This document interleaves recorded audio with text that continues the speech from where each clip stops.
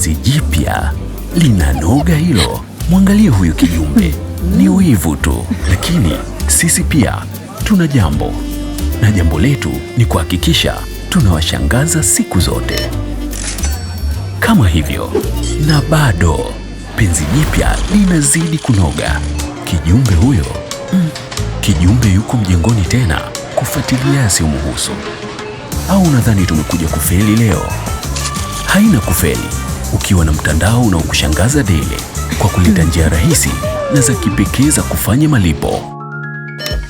Usishangae, jiunge na Tap and Pay kutoka M-Pesa. Fungua M-Pesa Super App, chagua huduma, kisha chagua M-Pesa Visa Card, chagua huduma za kadi, kisha chagua lipa, weka namba ya siri, kisha gusanisha simu yako na POS. Hapo malipo yatakuwa yamekamilika.